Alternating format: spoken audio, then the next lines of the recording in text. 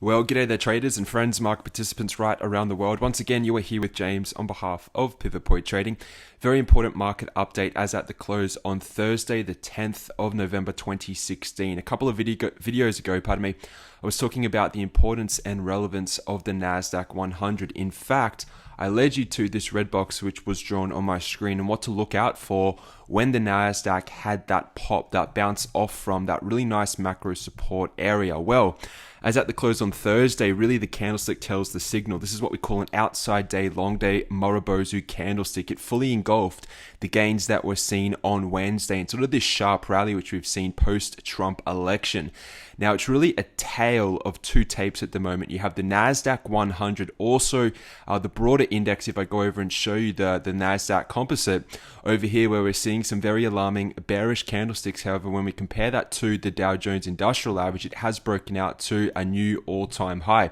So we are starting to see some divergences between certain markets. On top of that, we have the S&P 500 on Thursday printing a long day doji candlestick. This is a highly volatile candlestick, once again representing or reflecting indecision in the marketplace, extreme indecision. This is a very important pivot point which we're looking at across these US related markets, but also on the global markets as well. Here we are rallying back up into resistance, and again this high long wave indecision or candlestick, what we call a high wave doji. So very, very important to have a look at this and at least think for yourself what is going on. If I bring back up the Nasdaq 100, I can show you this red box again, a long day Morobozu candlestick engulfing the gains which we saw on Wednesday.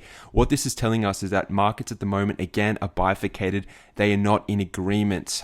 This nature, or at least the nature which we've seen over the past 3 to 4 months, has got a lot of problems, a lot of flakiness to it, and it looks as though again people are trying to reset positions up and around these highs as the market soars on the back of this Trump presidency that a lot of people didn't see coming.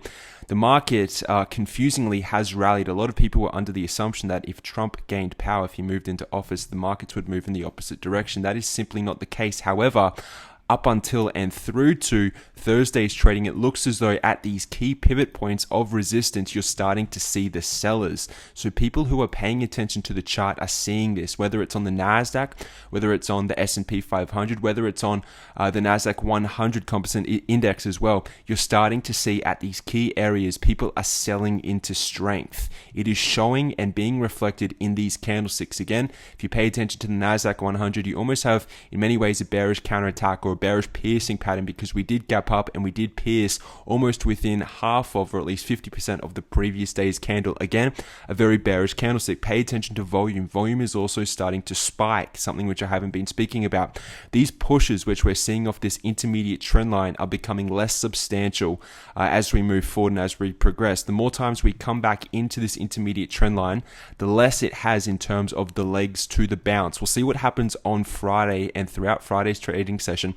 But pay attention to the Nasdaq 100. It is key. If I bring it up one final time for you, I know I've spoken about the candlestick, but if I zoom out and show you the broader picture as well, you can see, if I zoom out right here, you can see that we are establishing support here, but this is getting tested, and it was retested once again on Thursday. We did see a little bit of a bounce come into the trading about midday, but we did see a sell-off on, again, towards the last 30 minutes of the trading session on the Nasdaq 100. We'll see if this pivot point holds. We'll see whether or not this resistance area holds, but at the moment, it really is important that you remain neutral on this market and that you do not buy into the euphoria, the mania which is going on the Dow Jones Industrial Average. This is the strongest now of the two markets. It is in agreement with the transportational average, which has broken out, but a lot of these other markets, or at least when I reference the Russell 2000, it looks as though we're coming back up to retest this intermediate trend line which has broken, which also coincides with this long-term primary trend line as well. Please don't let your emotions get the better of you. It is very dangerous in the marketplace, again, to be jumping on the bandwagon at these all-time highs. This is, I mean, if we go back and count, for instance, the amount of times in trading sessions that we have come up into this area and failed, it's really important for you to recognize that. And until these markets all subsequently break out together and they are in agreement, it's important to at least be a little suspect on this market, especially when you see the breakdown in the Russell 2000, when you see such trading activity on the Nasdaq 100 and also on the Nasdaq, the broader index as well. These are things that you just need to be alerted to, and these candlesticks are showing up right at those important pivot points that I've already referenced in previous videos and spoken about in great detail, given of course this bounce which we've been expecting to come. Some markets have overshot that. The Dow has, yes, I agree. The transportational average has, yes. It looks like it has broken out. However, again, largely skeptical on that, given of course the nature of these other markets. But at the moment, again, if you're refraining from trading, if you're really strategically waiting for the right opportunity to enter into the market, it's really one or the other. Wait for the break of these intermediate trend lines, which look to potentially be happening, given of course some of the trading activity we saw on Thursday, or wait for these markets to sustain the bounce and to break out together, and to at least inform you that, again, they are in agreement, they are working and moving together, and that the trend of this market is up, because at the moment it's 50-50 at this point in time. I'm not prepared, I'm not willing to stake large positions up and around these highs, especially when, again, these markets really look illegitimate and they look very, very flaky on the surface. Of course, when we start to break down breadth as well, it doesn't really support these moves whatsoever. So think about that. That is a little bit of a brief Thursday afternoon market update. But again, the golden key, I've referenced it in the past, the Nasdaq 100. Pay attention to it. The past couple of weeks prior to the golden key being on the Nasdaq 100, I've referenced the Russell 2000. Now it has shifted. It has shifted heavily. And you need to pay attention to the 100, okay? The Nasdaq 100. If you pay attention to some of these individual stocks, have a look at this.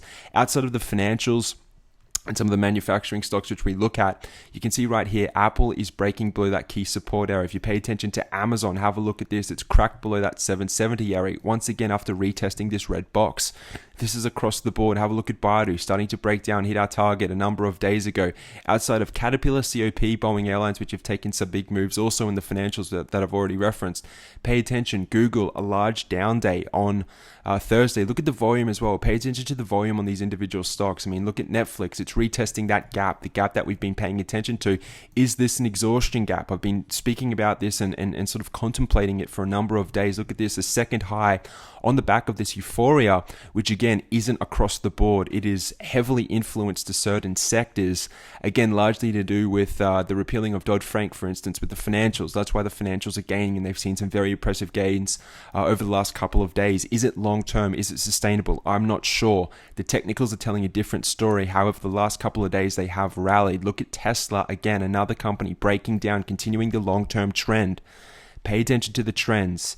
All right, pay attention to the trends. They are your friend. They will help you. Market's not in agreement, but we're seeing some very interesting signals take place only 2 or 3 trading sessions after some of these really impressive gains, which we've seen moving into the election. And obviously post-election result, it's only the second day and it's already looking a little bit flaky as well. So on that note, everybody, have an enjoyable Thursday evening. If not, if you're watching this on Friday, it's still relevant. It's still very important, because this is going to take a number of days, if not a number of weeks, to play out. But pay attention. Don't lose sight of the big picture. The big picture is important. Pay attention to those long-term, weekly, monthly MACD trends, and some of these really important trend lines which continue to be tested and continue to see slighter, less aggressive bounces off from them. Okay, is this going to fizzle? Will it continue? I'm not sure at this particular point. I'm watching from the sidelines, but I'm very interested with some of this intermarket sort of relationships which we're seeing. Okay. On that note, everybody, it is James signing off on behalf of Pivot Point Trading. Have a fantastic evening. I'll be back with you in pro over the weekend. All the best, everyone. Goodbye.